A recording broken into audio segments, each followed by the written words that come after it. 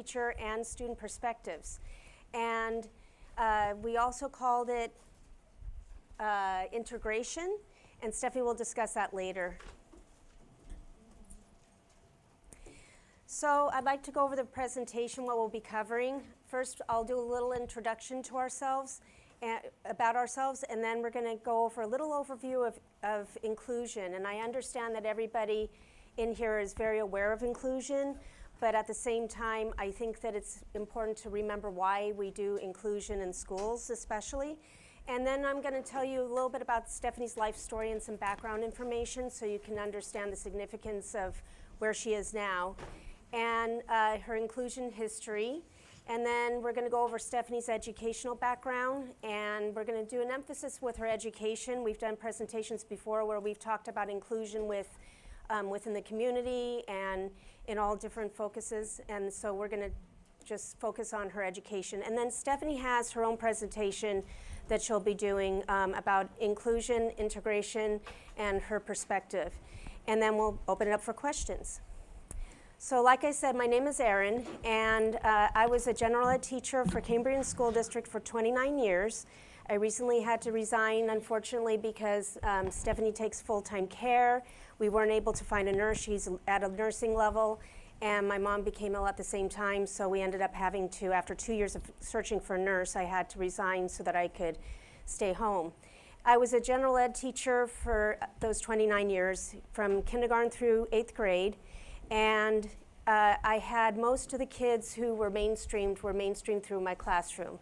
And full inclusion, I worked with special day classes. I was working on my special education credential when Stephanie was born, and so I decided it might be a little too much of a good thing, so I decided to stay in general ed. And I also taught the extended school year for the special education for our district, so I had special day classes during the summertime. I was a single mom for Stephanie and my other daughter, Summer.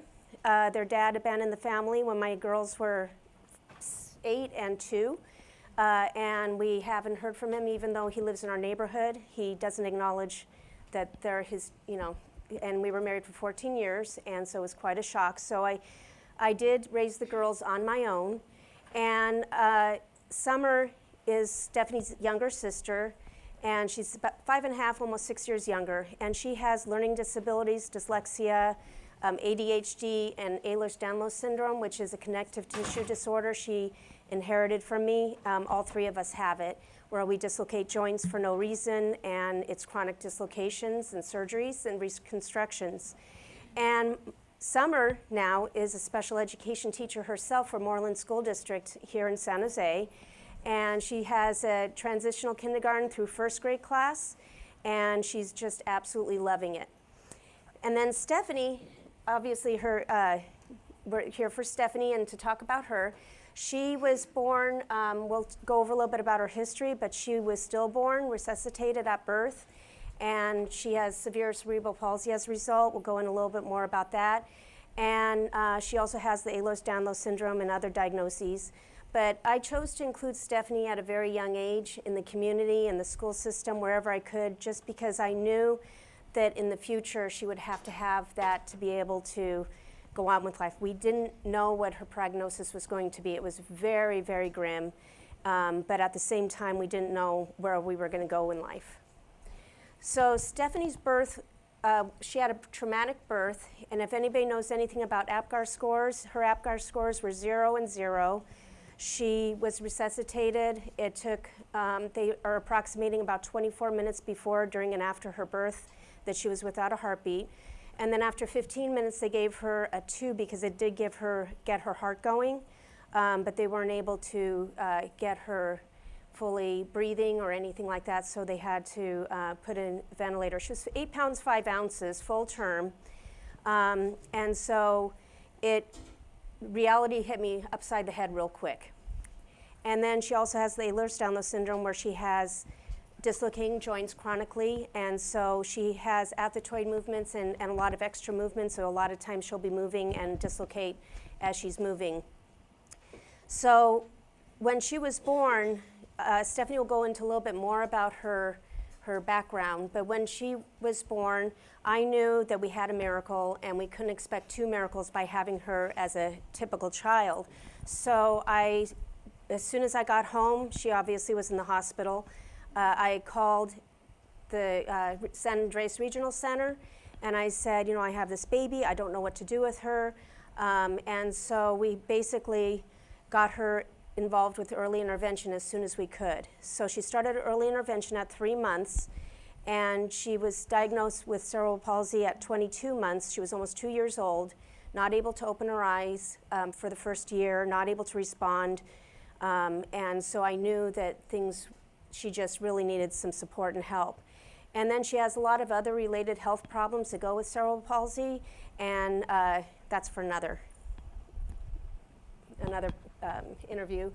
Anyway, so just quickly, disability is the largest minority worldwide. And when people think about minorities, they don't necessarily think about people with disabilities. But it is, and approximately 10% of the children between 3 and 13 years of age have special education services in the school system. And I think the last that they came out with, 6.5 million children worldwide have, in the United States have special needs or disabilities. And having a disability has been found to be one of the biggest marginalized obstacles for the educational system. And it has been found to even be a bigger obstacle than being a low income. And children with disabilities, especially the Latina community and other ethnic minorities, are among the most marginalized populations in the country. So why inclusion? Well, inclusion is the law, and everybody knows, and I'm sorry for the mistakes, I didn't proofread as well as I should have. Individuals with Disabilities Act and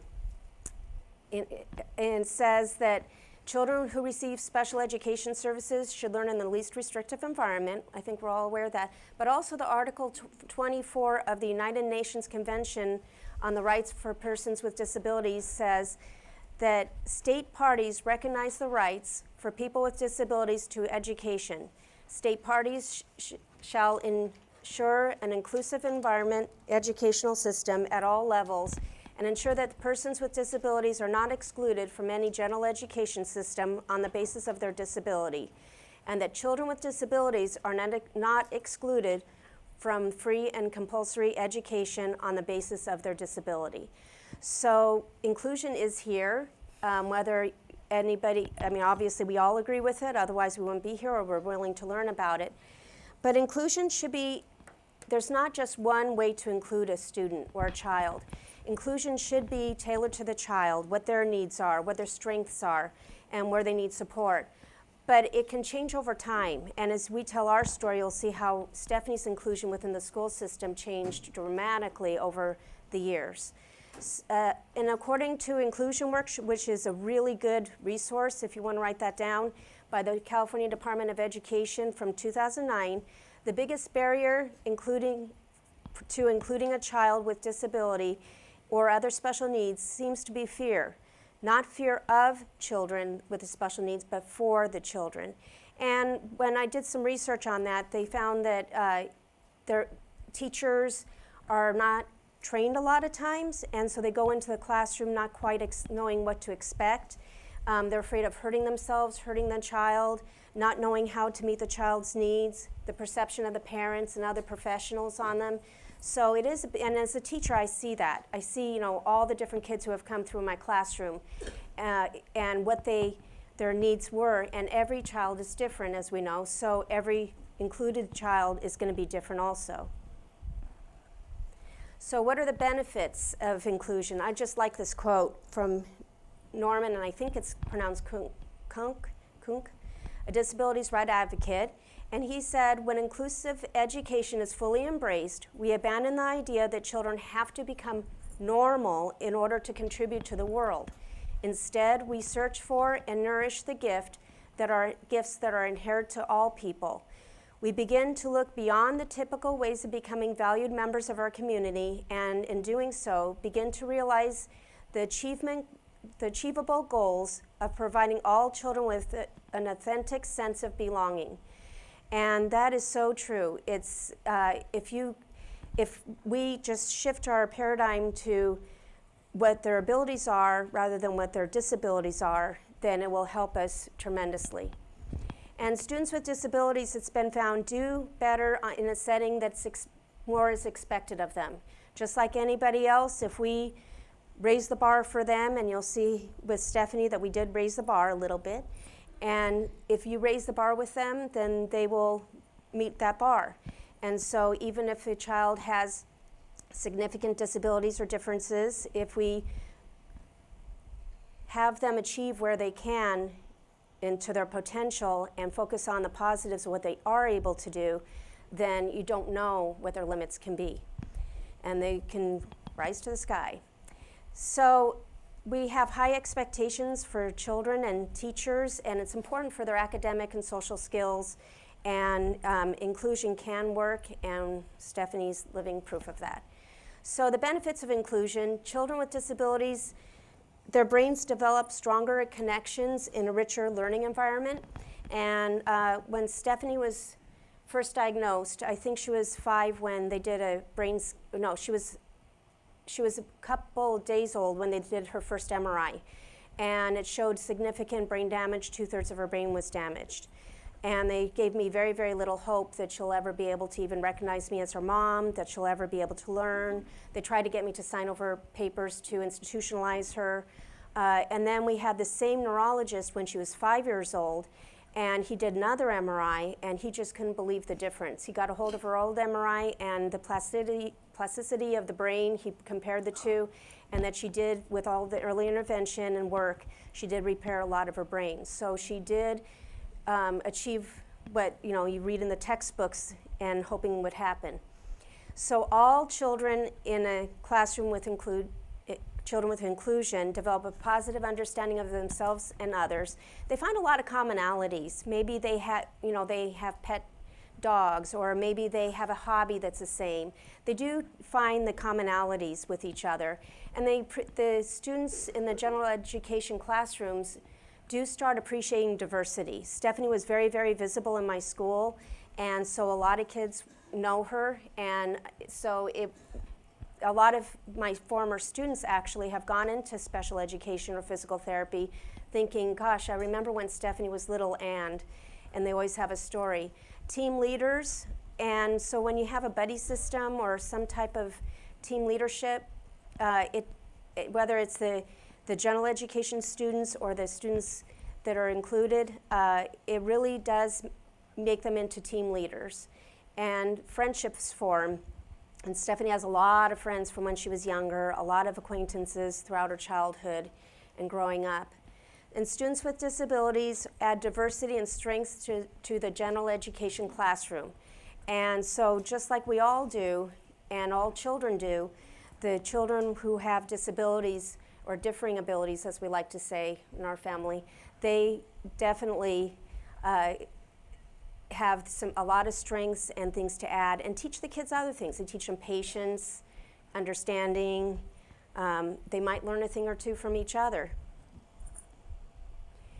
So also, inclusion reduces the stigma. The more exposure children and the community have, the more they are used to everybody looking different or acting different, and it's okay. And so they know how to interact with them. Preparing the child for the diversity of the real world, and that's what stuck in my mind. Is I wasn't quite sure what was going to happen with Stephanie, but I knew that she'd have to somehow be able to be in the real world and be able to handle that.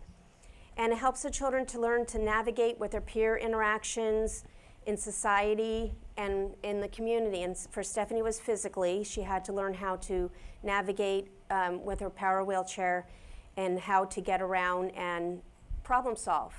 And so it's a really good problem solving. And thinking outside the box. So inclusion in the classroom, as a teacher, they call my classroom Ellis Island because I would take anybody into the classroom.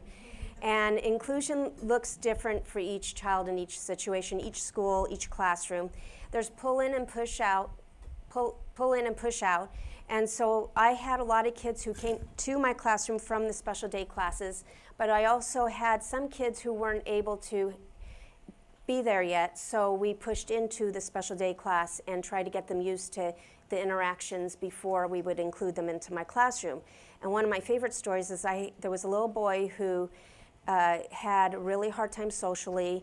He'd run off whenever there was somebody new, but his parents wanted him included. And so we did some push-in into the special day class and in kindergarten, and gradually increased it. And by second grade, he was fully included in my class without special education support. So if you just take baby steps, it really helps. Specific classrooms, my classroom kind of was known as the general ed classroom that, there were several, but one of them that would take kids that are welcoming and open arms, and we did a lot of work with all the kids. And all classrooms, some schools rotate the classroom, and each year another teacher takes responsibility for doing some inclusion. It can be including one child, or it can include the whole group. I've had times when the special day classes would ask, is it okay if we come as a class and be a buddy class with you? Sure, yeah, no problem. So a couple of years I was actually the buddy class is what we called it, for 3 different special day classrooms in my class.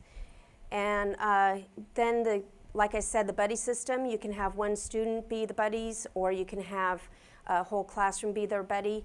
And the special education teacher and support staff need to go to the general ed teacher and say, okay, how can we support you? What do you need? So that they have the tools in their toolbox before the inclusion can be successful. Everybody has to be on board. Everybody has to be supporting each other. And the benefit of having an aide or somebody extra in the classroom, of course, they're responsible for that student. But they can also help some other kids. And I've noticed that there are some kids who really can benefit from the small group interactions with the kids who are included, but also with the kids who might need that support anyway. And so everybody needs to be flexible, think outside the box. The inclusion should be fluid. It shouldn't be, this is what everybody else has done. It's what does that child need? It puts the I in the IEP. And it meets every student's individual needs. So as a general education teacher, if there are any of you out there, here's some tips that I've learned. You must see all students as an asset and not a burden. So if you do have students, no matter what their abilities, you need to see them all as an asset and see the positive side of what's going on. And honestly, some of the best relationships with the parents and some of the students that I've ever had are the students who were included in my classroom. And you need to identify their strengths. This is a really good book, The Neurodiversity in the Classroom by Thomas Armstrong. This book has a 165-item checklist where you can check off where the student's strengths are, and you can have the parent support, the special education support to help you check it off, and then it can be used to assess the child's strengths and their assets and capabilities, so that you can have an idea of where they are and what you can do with them.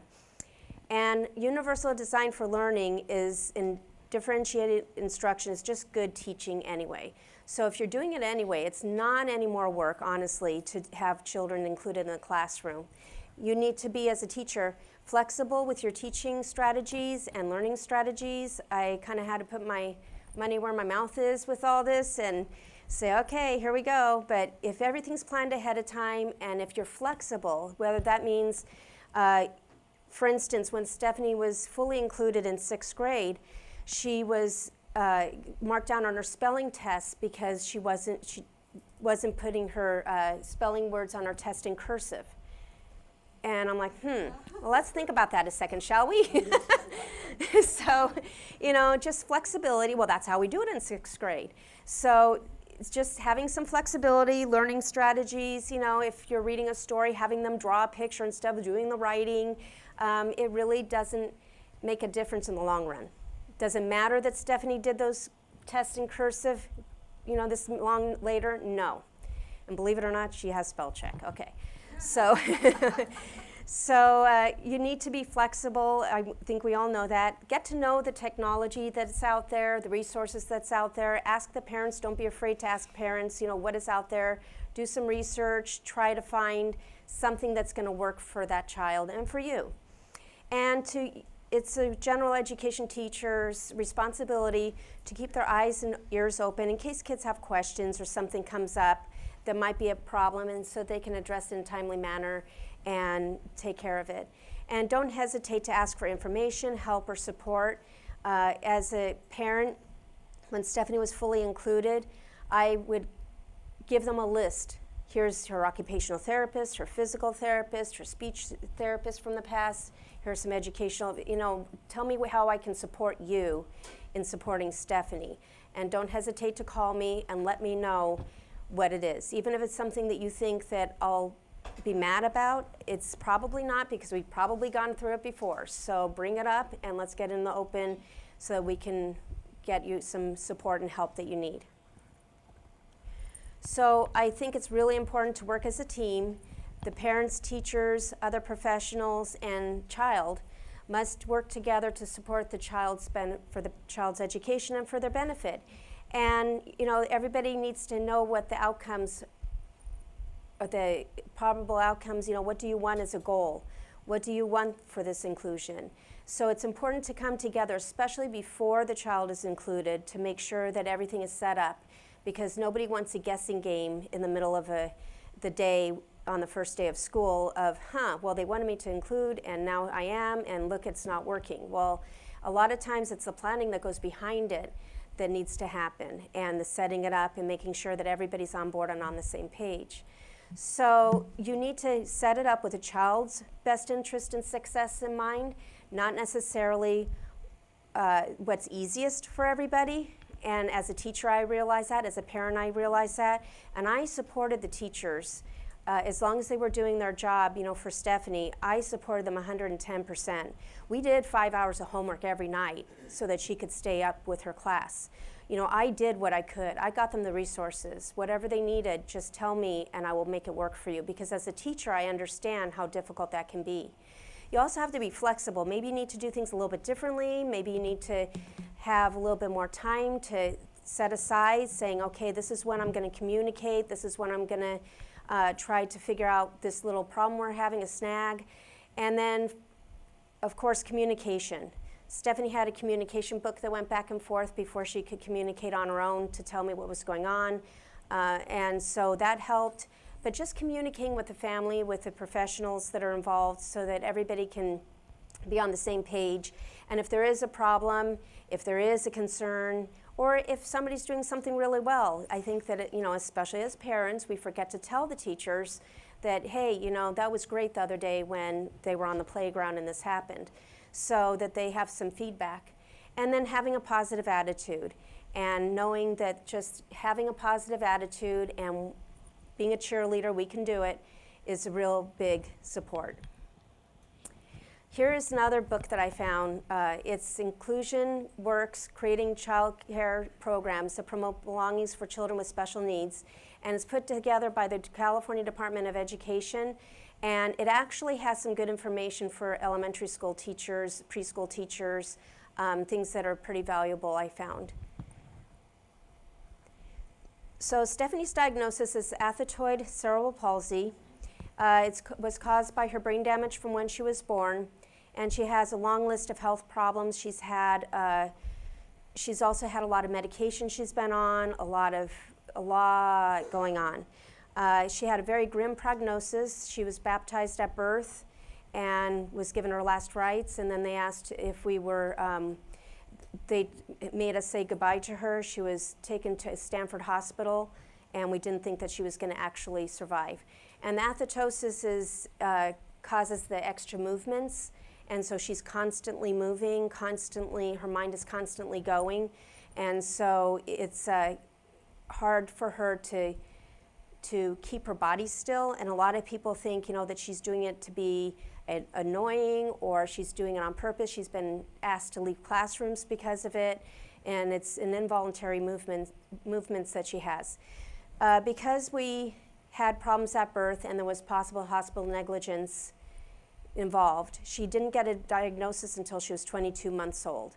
And so that whole time, I knew that she really wasn't developing like a typical child.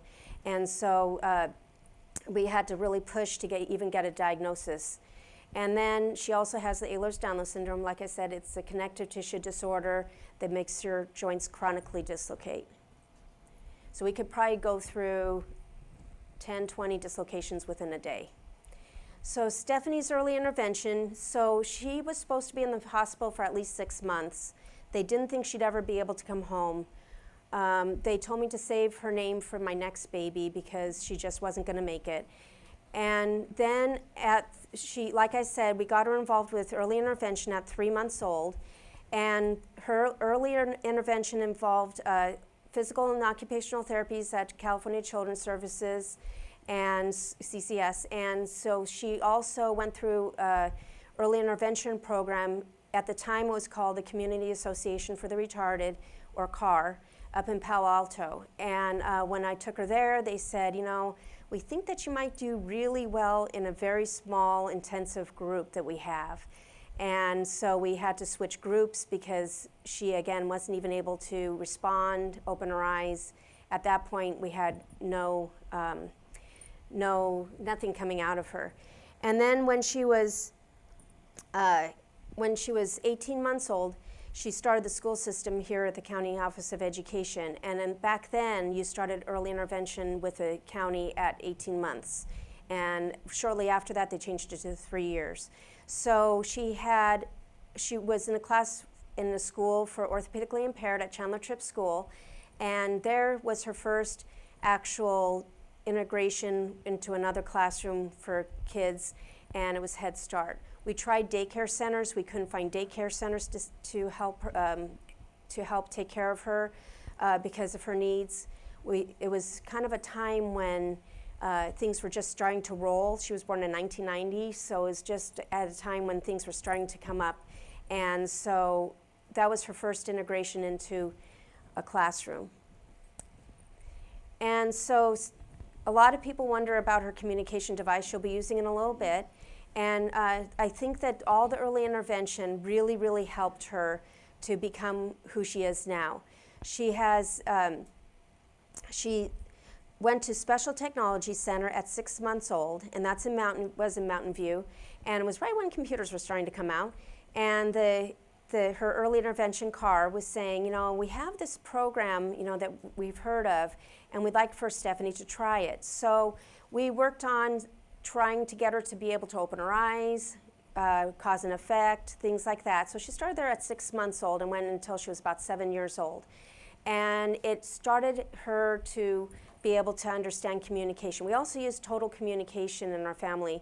Her first language was actually sign language, and whatever she was able to do to communicate at all, we would reinforce that. And then we just kind of gradually got the communication devices. When she was about 18 months at Chandler Tripp, even before that, she had a communication device that was huge, and it had 2 switches, and we could record things from school and home, and then we gradually went to 4 switches and on. And so she's had various speech devices since then. This one right here is the Accent 1400 by Pranky Romich Company, and we'll show you later with the questions and answers the language that it has on it. And so she didn't become fluent, though, on her communication device until she was about in 4th grade. We went back and forth between companies and different devices, and were given very, very little hope. But then in 4th grade, her wonderful speech therapist from the county said, I have a new device, let's try it. She set Stephanie up at home, and she said, you gotta give me time to look at the brochure, to look at the manual and see how to work this. And so we said, okay, well, thank you, you know, here we go again. And then Stephanie looked at the manual herself and was able to teach herself, and went back to school on Monday and said, And the speech therapist said, I haven't gotten to yet, but I will. And she's a great friend still. And Stephanie said, well, let me show you a few things that I learned over the weekend. And then that was the beginning of it. And it just took that one teacher and special education person, speech therapist, to decide, you know what, we see some potential in her. So Stephanie was included in the community right from the start. She went wherever I wanted, especially as a single mom. Wherever I went, she went. But besides in the community, she was very active in our church, still is, went through all the religious education classes. She went through all the sacraments through our church. She was in Girl Scouts, although I had to be a leader. That was part of the deal, to be a leader, because I had to be there for her. She was in Children's Musical Theater San Jose, and she did, 10 performances? More than that, probably. She knows better than I do. And so she became very involved with the theater, and that's a theater here in San Jose, the largest children's theater in America, and they have the policy to cast anyone who auditions. And so she auditioned, and I said, you want to meet her first? Because I want to make sure, that you're up to this. And it took a lot of work because I had to be there for every single rehearsal, every single show. They're very, very professional, and they do a great job. And she loves that. She loved the challenge of it. She also did theater in her middle school and high school, and so she just loves the theater. She also did a lot of Parks and Rec, adaptive sports and such. She, obviously, her physical abilities were not caught up with everything else. So for her, it was, we tried to find teams that she would be able to belong to, but it wasn't quite there yet. And so we went through the San Jose Parks and Recreation, and they have great programs. I know some of these are still going. She was in figure skating, and she was also in wheelchair ice hockey, and she liked that one. She was in adaptive bowling. She went to their sports camp, and then she went swimming at Timpani Center, which has been run by several different people, and now it's San Jose State. So she went to a special day class for the orthopedically impaired at Blackford Elementary School. And I think I need to back up a little bit.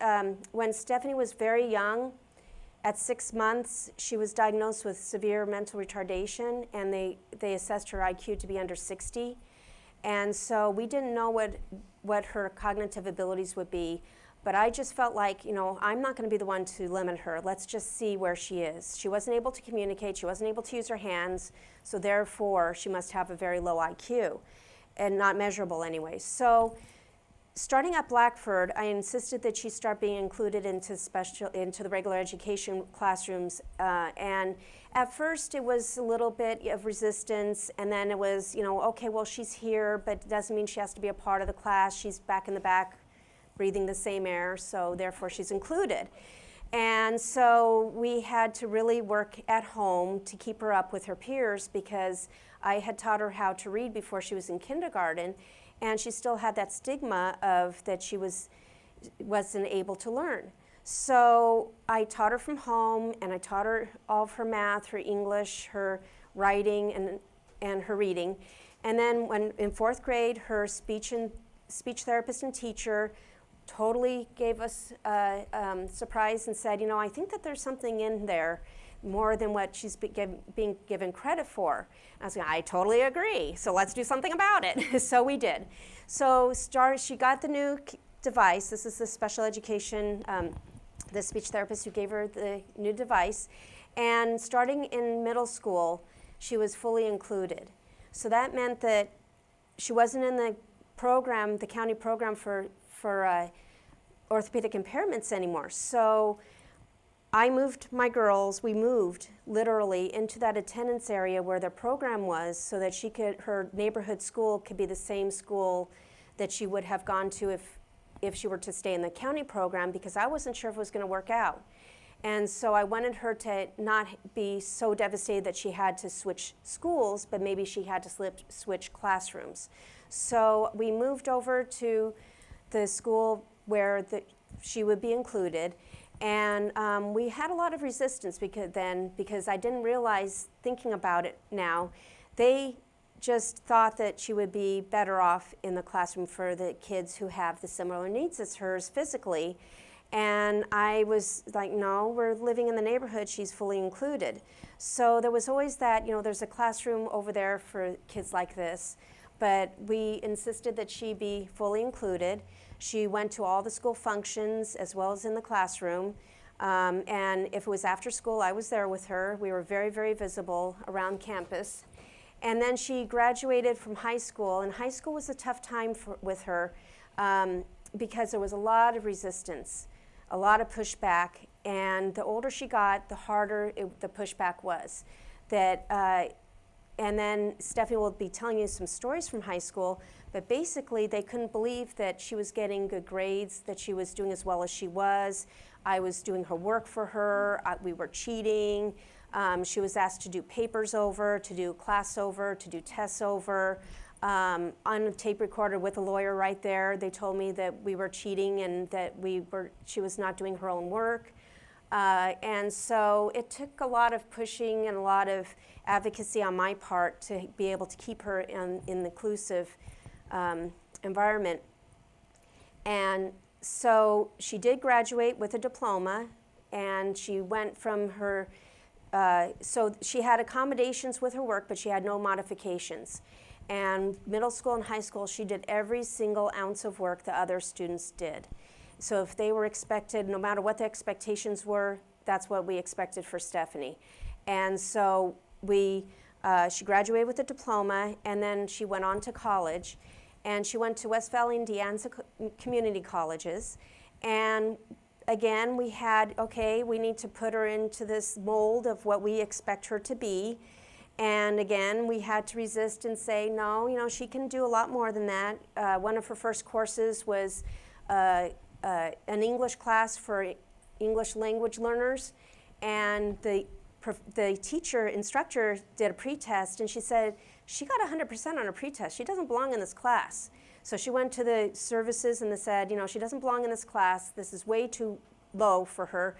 And they said, yeah, but she needs it. And so they refused to take her out of the class.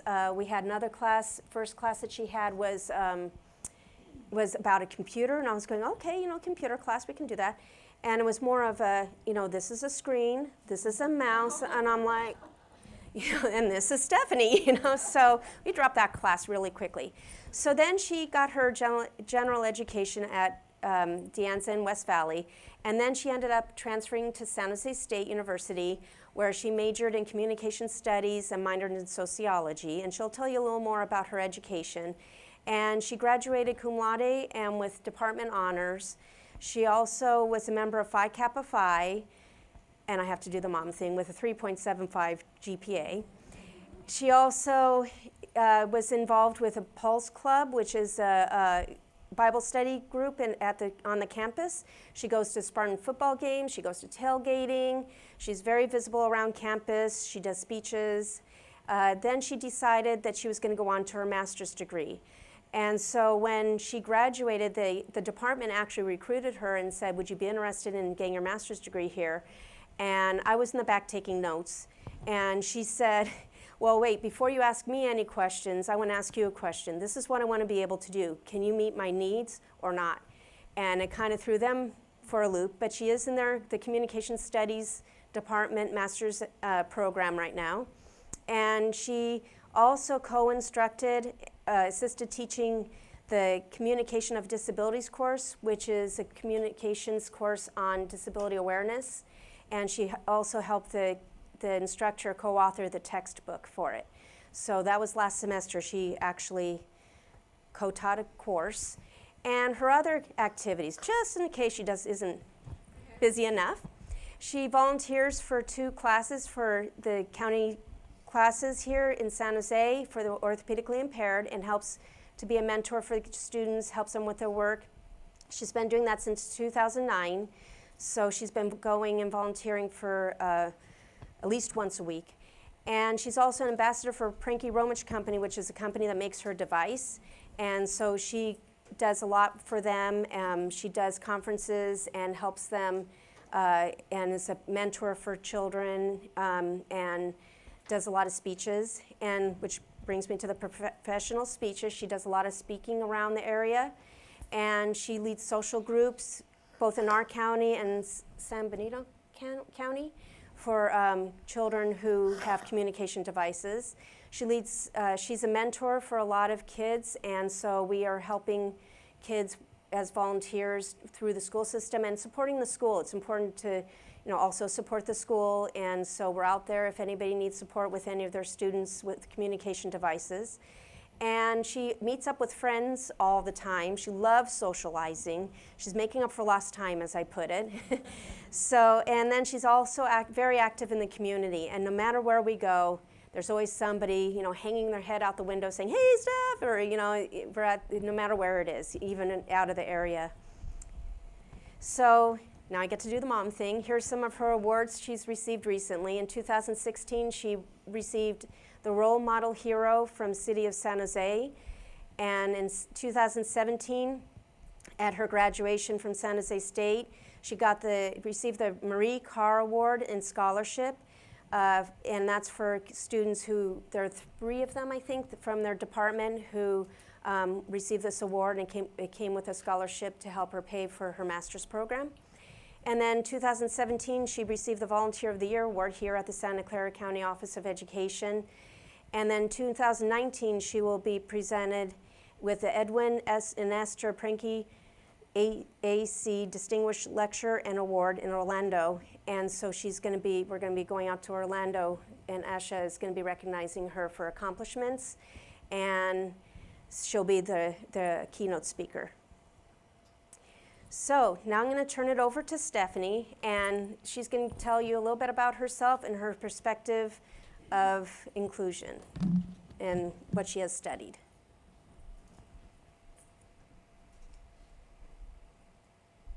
She's getting it up.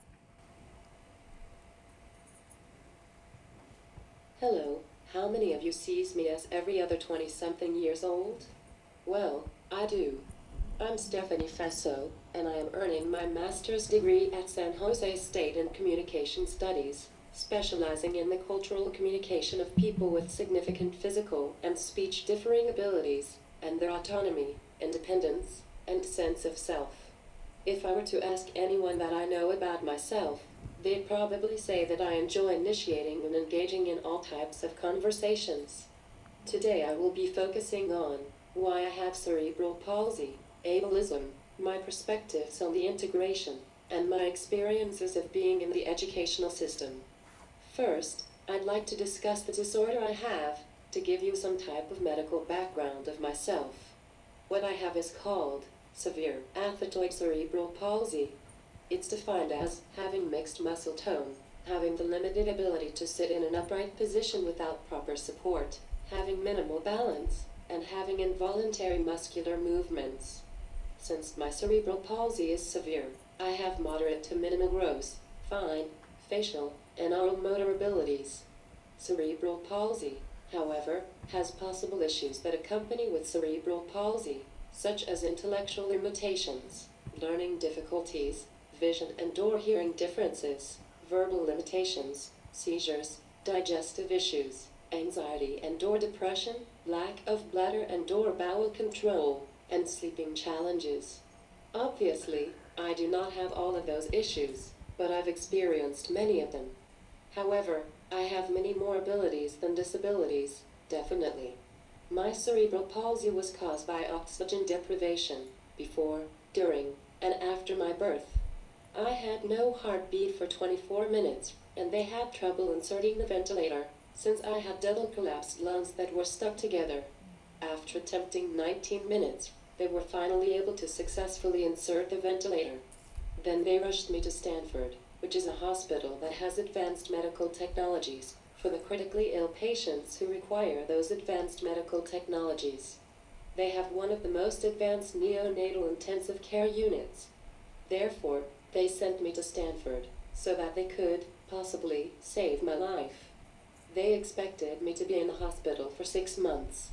However, as we may know, I'm such a strong girl. I was there for 9 days, where I experienced 13 hours of non-stop seizures and was vent-dependent for 5 days. On the sixth day, I miraculously was able to breathe independently, which was a remarkable blessing. Even though I had a rough start, I will not let it define me, as I do not identify myself as disabled, even though our culture assigned and imposed the identity of being disabled on me. I only identify myself as being Stephan FSO. I cannot be anyone else, except for being myself. The reason that I do not view myself as disabled is I am more able than disabled, since the support from my family, wheelchair, AAC device, and people in my life have completely empowered my abilities, rather than disempowered them.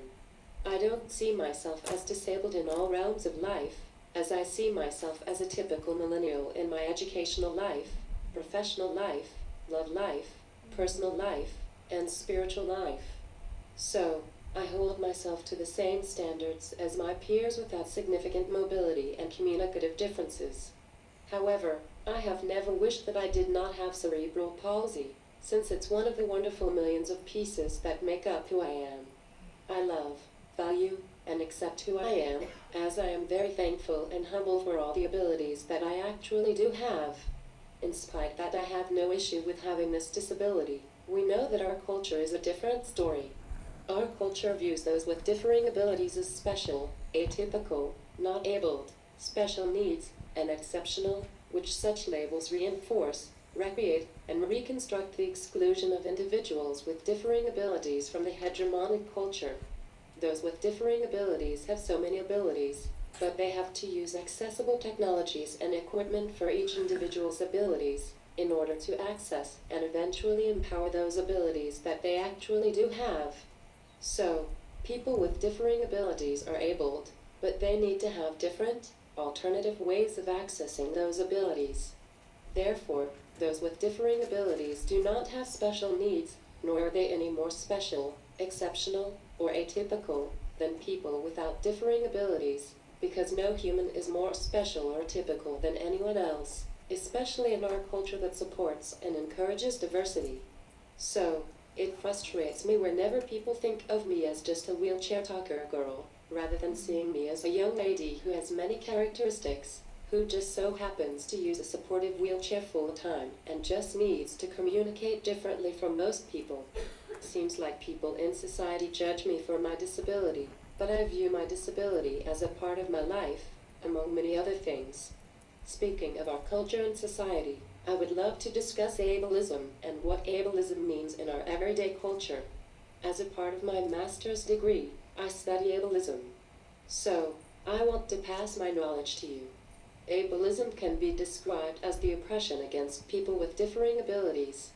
It can be discrimination, prejudice, and prejudgments toward people who have differing abilities because the social location of disabled individuals with differing abilities is not in the privileged group.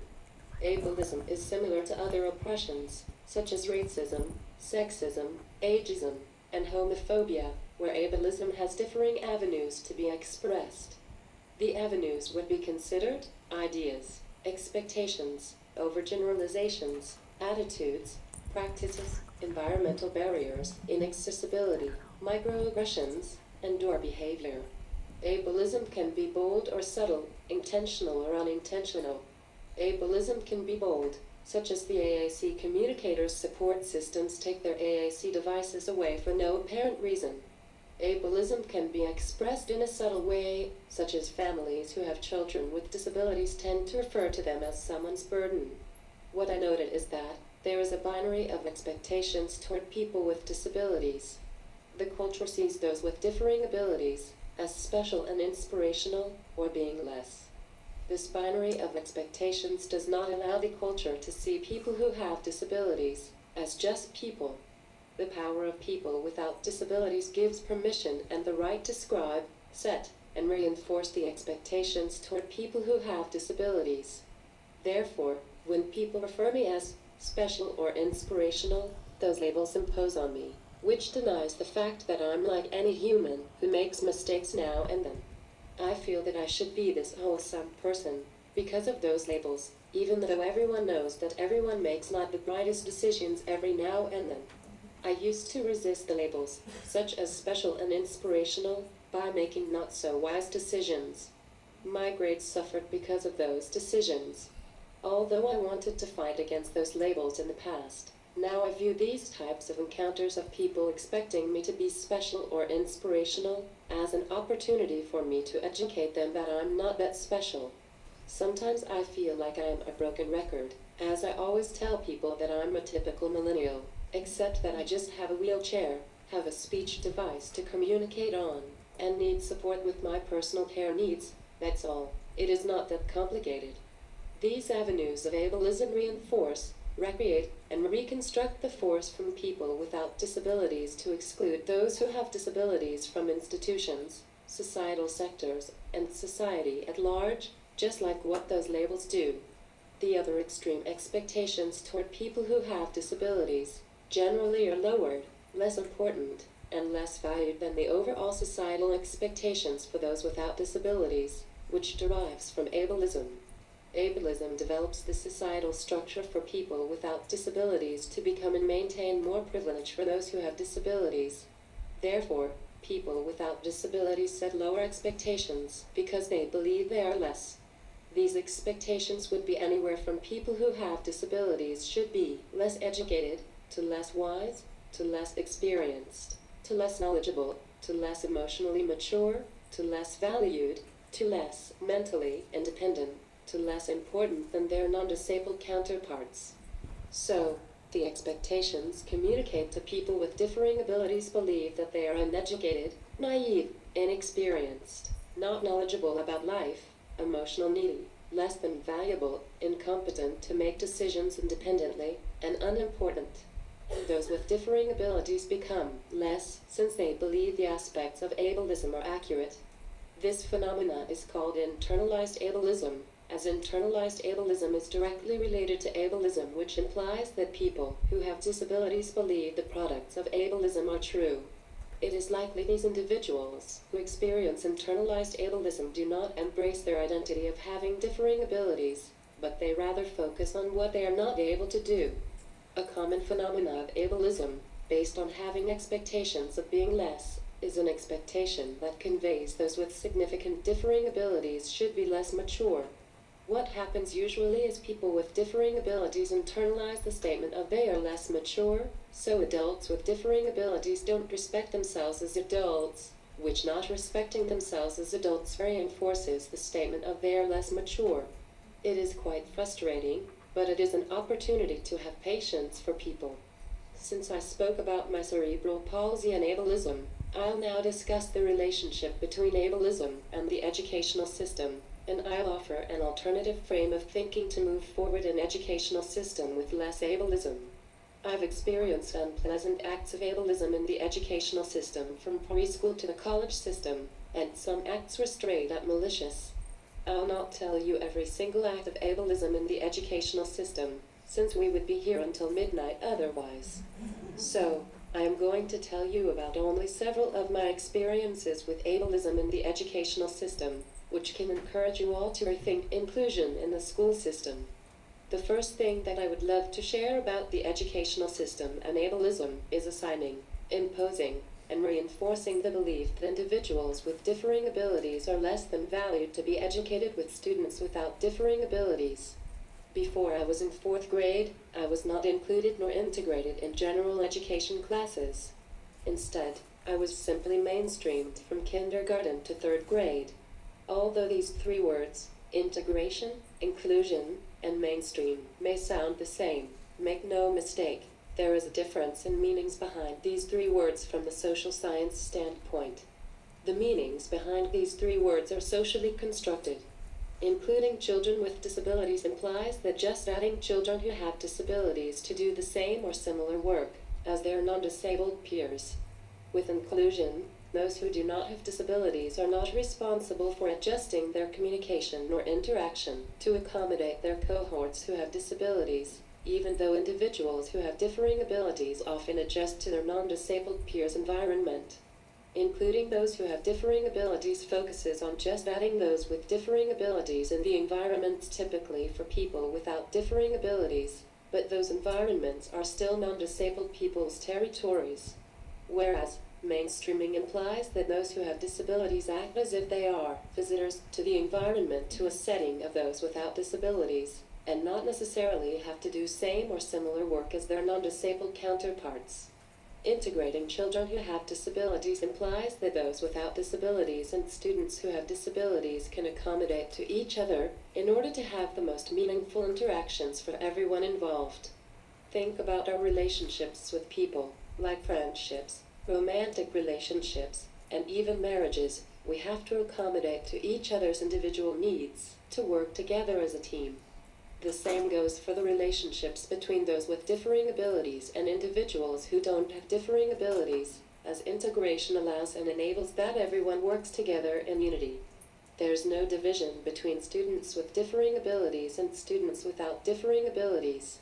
With integration, everyone in the classroom is just students, as integration means that environments are territories of the both groups, people who have differing abilities and those without. But many times, however, our schools either mainstream or include students who have differing abilities, so integration is so rare. The educational system did not integrate me wholeheartedly, even though I was included full-time, starting in 6th grade. The only school that integrated me genuinely has been San Jose State, so every school aside from San Jose State just included me rather than integrated me. Whenever I experience integration, it places a significant amount of value on me as a student because everyone sees me just like my peers without differing abilities. Every time I was mainstream before 4th grade, I felt like I was nothing but a visitor. My general and special education teachers set up such limited expectations for me, so they did not teach me much. The limited expectations derived from the notion that I am less valued than my peers without differing abilities. Since ableism created and recreated the frame of thinking that people with disabilities are less valued in the institutions, such as the educational system, it is so critical to address the root of the issue. We need to expose the power structures between people with differing abilities and those without differing abilities, in order to begin valuing those who have differing abilities, just like we do value individuals who do not have differing abilities. It is all about being mindful of placing value on all students, no matter of students' abilities. Every time we value students who have differing abilities, it reinforces how students value themselves as students. If those with differing abilities and people without differing abilities can be equal, we need to have kind, respectful, productive, and truthful conversations about the attitude that those who do not have differing abilities are less valued. When we begin valuing students with disabilities, we'll be better equipped not just to include them in the general education, but also will be equipped to integrate them without limits. Another way to limit ableism in the educational system is to see students with differing abilities as how old they really are. More often than not, our schools treat students with differing abilities as less than mature. From my personal experiences, when I was in 2nd grade, they highly suggested that I need to repeat 2nd grade all over again, because students with cerebral palsy need to have cognitive support. When my mom mentioned they did not teach me grade-level curriculum, they told her repeating grades is some type of unofficial procedure for students with severe differing abilities like me. Thankfully, my mom resisted the idea of me repeating grades, since I did not have to have cognitive support, even though the school system before I was in 4th grade assumed that I had intellectual challenges. Repeating grades and staying at their previous schools even though they graduated 1, 2, or even 3 years ago reinforced the expectation of those with differing abilities are less mature. When a student with differing abilities who is 13 years old and is in elementary school still, it creates and recreates the message that the students with differing abilities are less mature than their peers without differing abilities. Adolescents are so different from the students from elementary schools, and they have differing social needs. So, adolescents who have differing abilities at elementary schools do not have their peers who are the same ages to interact with, which produces and reproduces their social and emotional difficulties. The common trend among people with differing abilities is that they do not respect themselves as how old they really are. For example, many adults with cerebral palsy text me to say hi, and I don't answer quickly because I have countless priorities. Then they write me a couple of hours later to say hi again. There is something that tells me their maturity needs some support. I cannot help but to think, what if institutions, such as educational systems, integrated them? What if schools integrate everyone, no matter of their abilities, with each other's age? Would people with differing abilities have less social and emotional difficulties if the educational systems would stop delaying a student's development? We can support our students by encouraging the educational system to respect students with differing abilities as their age, so they can internalize the expectation for them to be mature. Advocating for students who have differing abilities to be with their peers who are the same ages can produce and reproduce having healthy social and emotional development. The last way that I would like to share about ableism in the education system that we need to be mindful of is the assumption that people who have differing abilities are less competent. There are so many times that education system deemed me as less competent until I started to go to San Jose State. Sure, I had several supportive teachers who believe in me, but I never had the whole educational system cohesively that expected competency from me until I started earning my bachelor's at San Jose State, where I was really challenged for the first time in my education journey. My professors have integrated me by treating me as an actual student, rather than differing abled one. They have the same exact expectations of me, as they do with the rest of their students.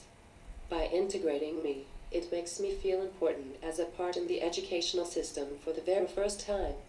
Although I feel really thankful that San Jose State believed that I am competent, in all the years that I was mainstreamed and included, I felt that I was in non-disabled students' territory and I was an outsider because I have differing abilities. The message of being incompetent in the educational system produced and reproduced so much insecurities. In my mind, I thought I'm as competent as my cohorts without differing abilities, but a part of my mind believed that I was less competent. But often the message that I am incompetent was other than the truth. In high school, my school aides and teachers reinforced the message that I was not competent enough by believing that I cheated on my work, since I have severe cerebral palsy, making me do my schoolwork again, threatening to fail me, and talking about how I am not competent enough in front of me. I psychologically blocked out many of the details, which I feel thankful for. But what I would like to share with you is to be mindful of the message that students with differing abilities are less competent. Every time you hear that message, you have a choice to speak up or be silent. Whenever you speak up against the message, it will plant the seeds in people's minds, even though sometimes they think they have a valid reason why people with differing abilities are less competent. Sometimes we do not see what happens to the seeds that we planted, but other times we have the privilege to see what happens to the seeds. Speaking up against the message that students with differing abilities are incompetent is our social responsibility, especially when students with differing abilities don't have a space where their voice can be heard. So, today we spoke why I have cerebral palsy, ableism, and how integration works. Most definitely, by being with others who don't have differing abilities, it has enhanced and enriched my life in so many wonderful ways. I know, without inclusion, I'd be at a different place in my life, certainly. I'd like to wish good luck to all of you by being mindful of integration. Thank you so much for coming and listening to me. Now I'm opening up to you all to ask me questions. What questions do you have?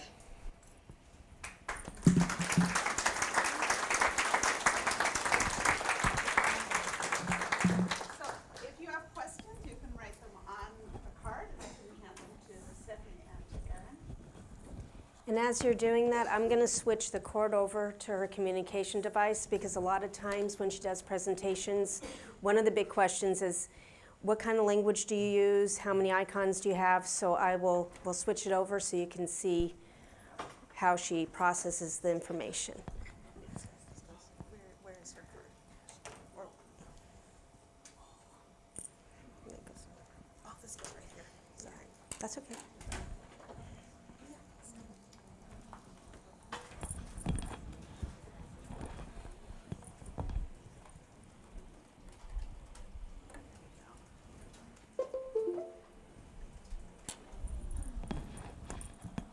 So her device came with about 8,000 words vocabulary, and it is able to do less for kids or people who need less, and then you can build on that. We've tried eye gaze, we've tried different ways. She uses direct select with her thumb, and she holds her thumb for stability so that it doesn't dislocate. And she also has programmed it with I don't know how many thousands more vocabulary words herself. She does all of the programming, and she does all of her schoolwork on it. Any papers, presentations, speeches, and everyday communication she does on her device.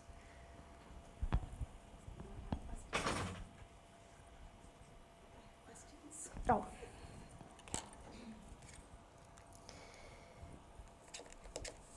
Okay, so the first question is for Stephanie. Who were your role models, and how did you advocate for yourself? Let's try not to get the caught. These are all for Stephanie. It does take her a little bit to get her I don't information up. mean to be. C-O-R-N-Y.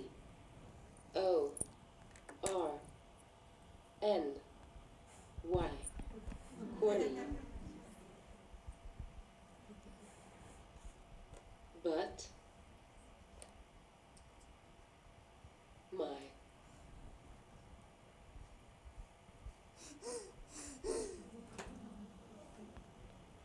mother is Good answer. I'm her ride home. R-O-L-E roll M-O-D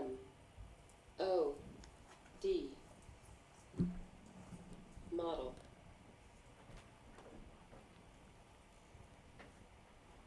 She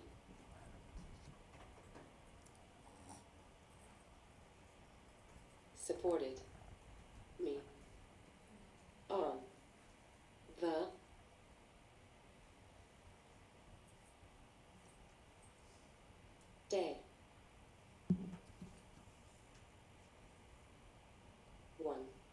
day one, and she's been supporting me ever since. I don't mean to be corny, but my mother is my role model. She supported me on day one, and she's been supporting me ever since. Good answer. She's the strongest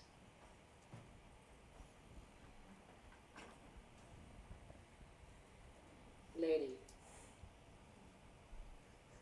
that I've known. She's the strongest lady that I've known. Aw. And I'll pay you later.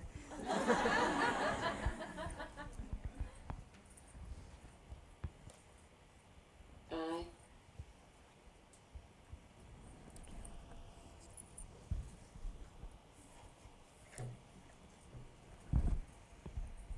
advocate for myself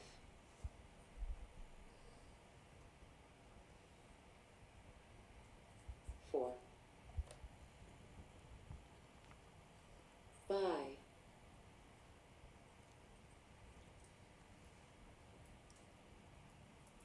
communicating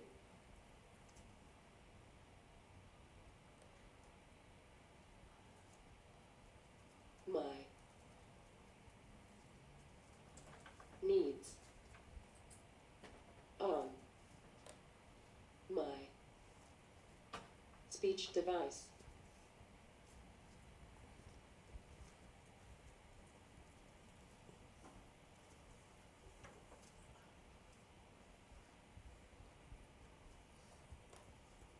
I have a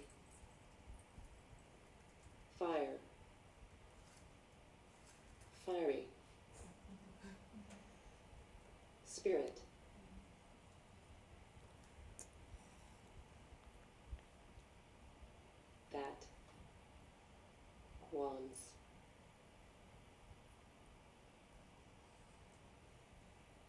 To make.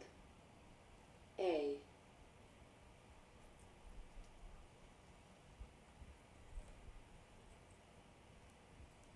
I. D. I. F. Differ. Difference.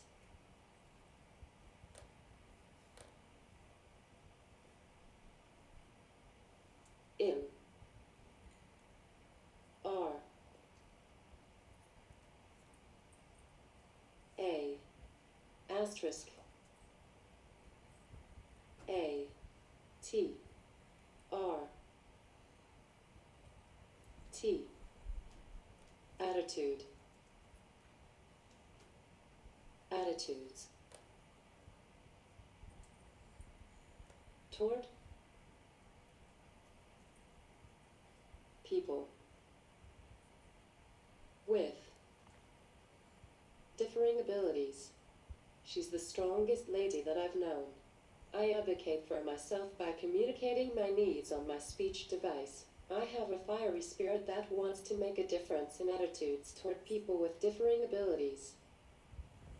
And you can see how long it takes her to respond even to that question. So homework is hours and hours and hours. It's typical for us to take homework wherever we go and to do about 12 hours a day of homework.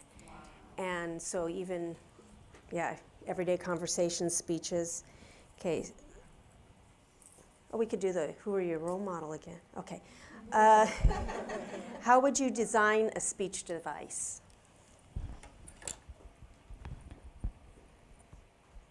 Well. Good. Question.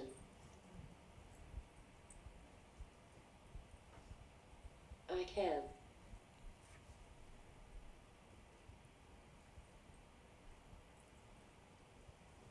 Would. D. E. S.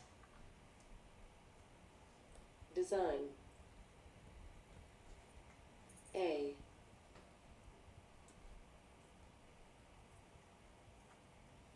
Speech device. With. A. U. T. O. Automatic. S. U. G. Suggest. Suggestions.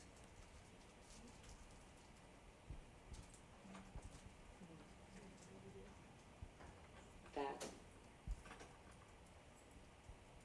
R. B. A. S. E. D. Based. On.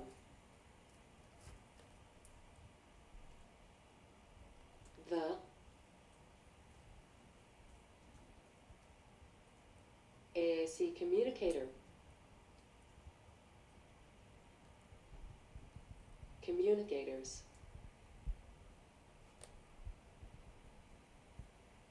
Well, good question. I would design a speech device with automatic suggestions that based on the AAC communicators. C. O. N. V. Conversation. Conversational. P. A. R. T.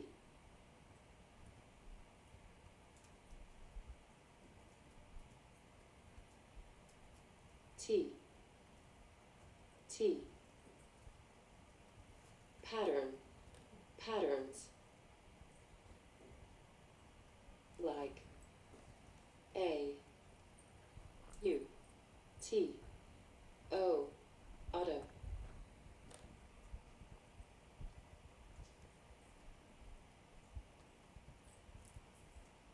Correct.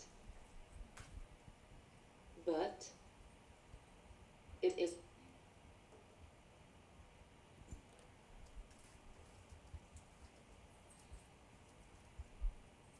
smarter. Well, good question. I would design a speech device with automatic suggestions that based on the AAC communicator's conversational patterns, like autocorrect but smarter.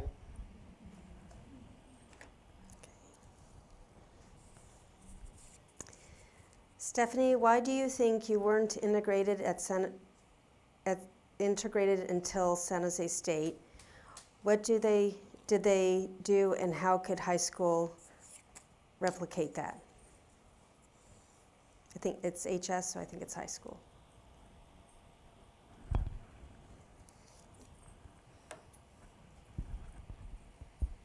Good question. Again.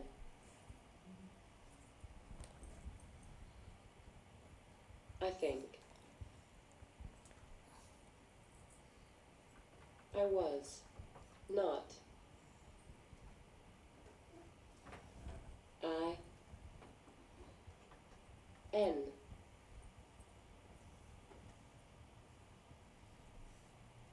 T E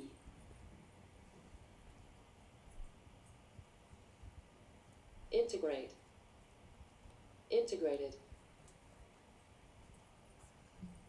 until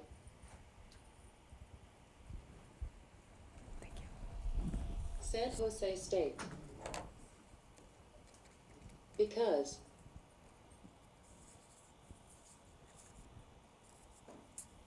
more most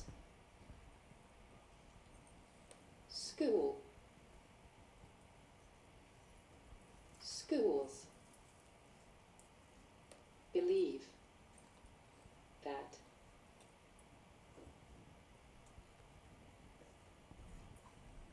it is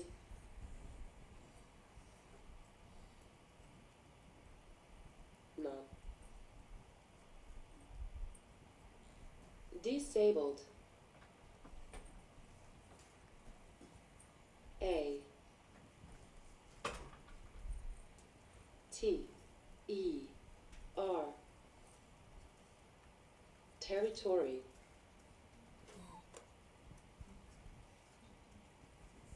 they don't see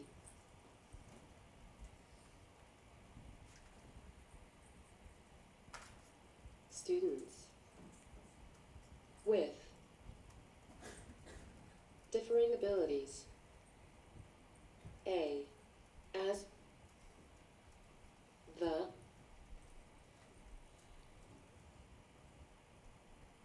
just students who have a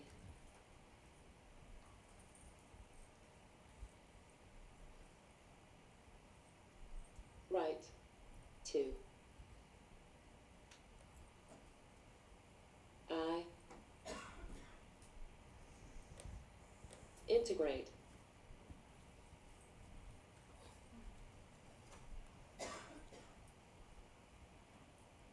also I think many schools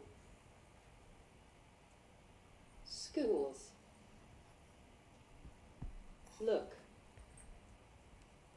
at people with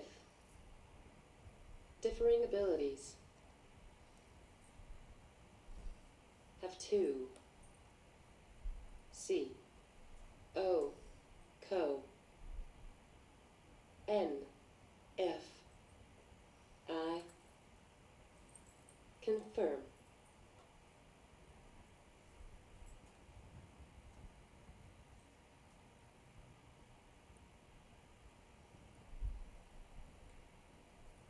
M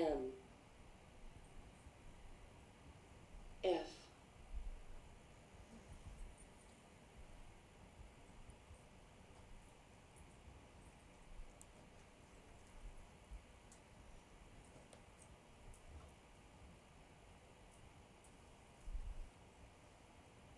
change,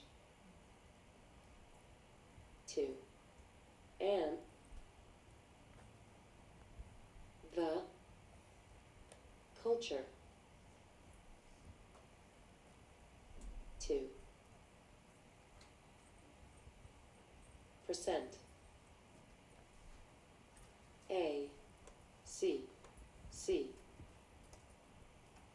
O, accommodate, T, H, E, the, D, G, DG, dominant group.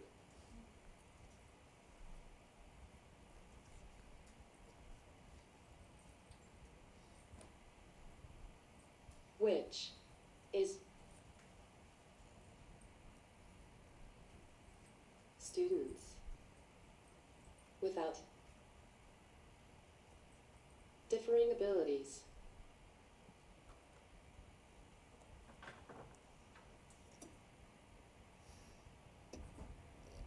But it takes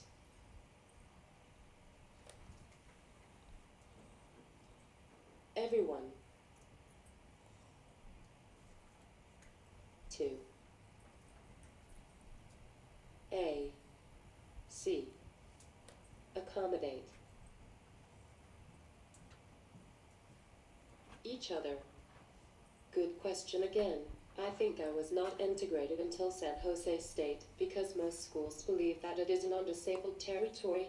They don't see students with differing abilities as just students who have a right to integrate. Also, I think many schools look at people with differing abilities have to change to the culture to accommodate the dominant group, which is students without differing abilities, but it takes everyone to accommodate each other.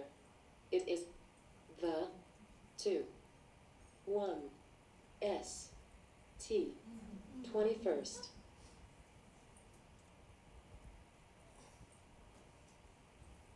century. It's all about celebrating diversity and equity.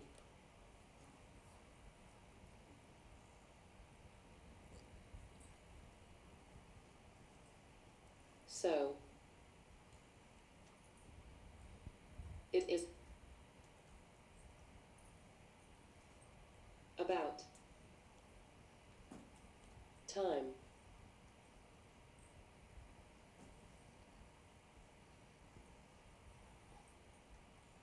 to celebrate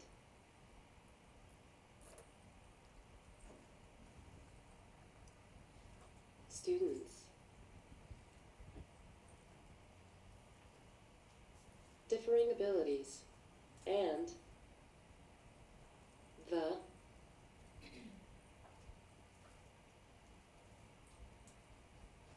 diversity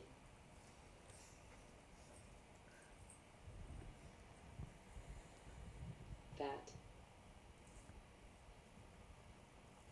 comes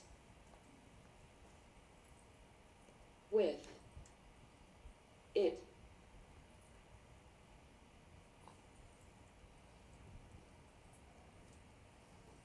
It is the 21st century. It's all about celebrating diversity and equity. So it is about time to celebrate students' differing abilities and the diversity that comes with it. Nobody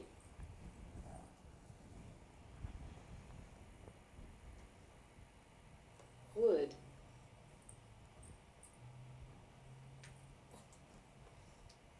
consider white, black students A as I N C L inclusion.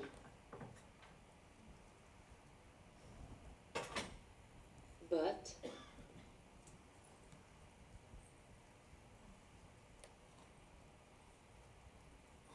Everyone considers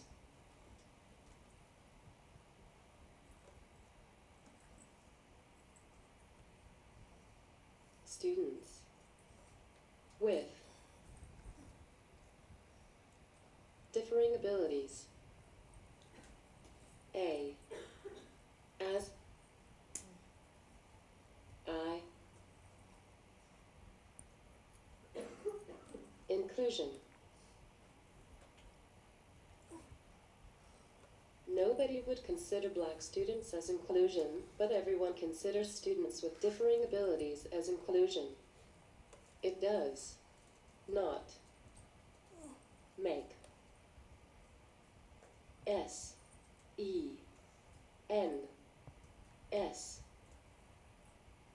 sense to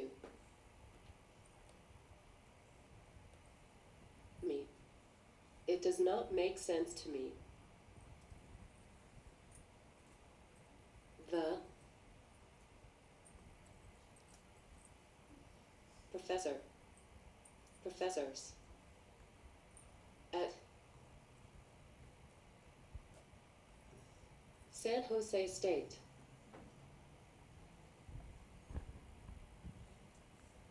A.C. accommodate me.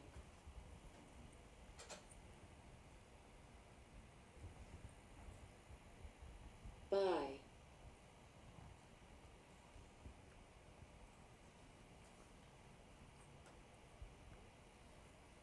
putting the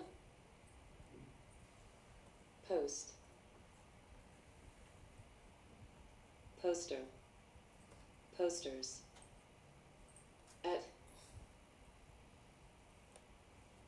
my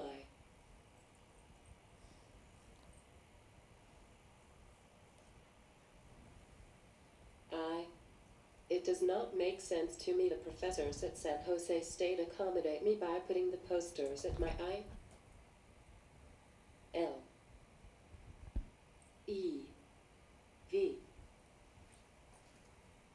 level.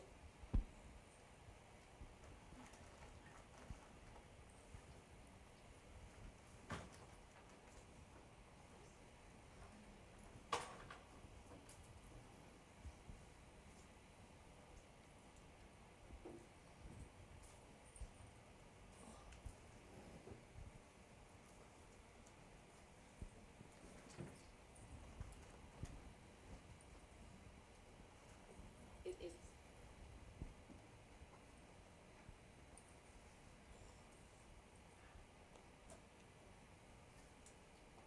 just that S-I-N-M-P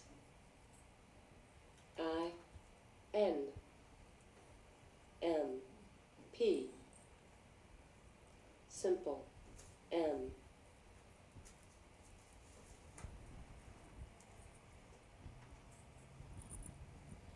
I-N integrate integration is not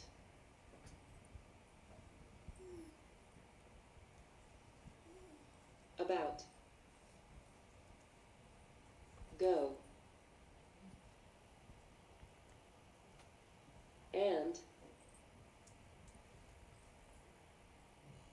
beyond.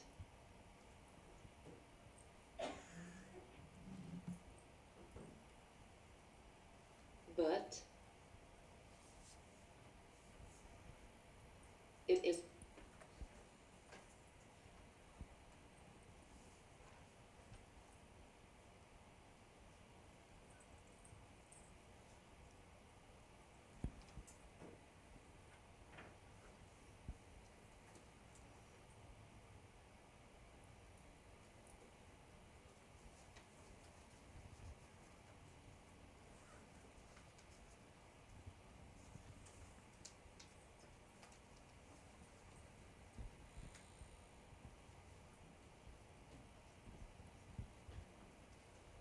about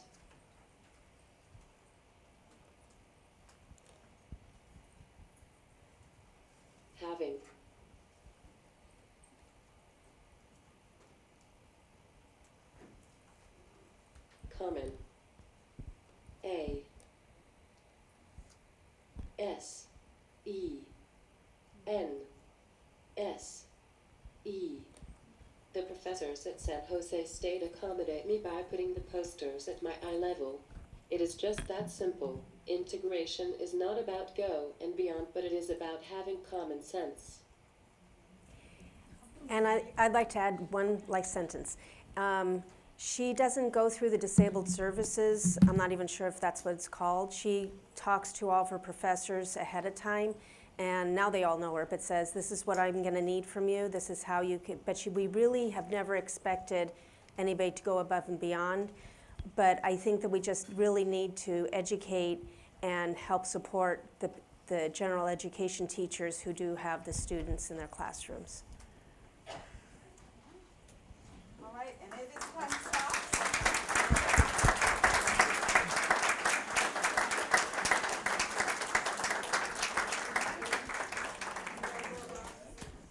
We'll be here after if anybody wants to ask any more questions.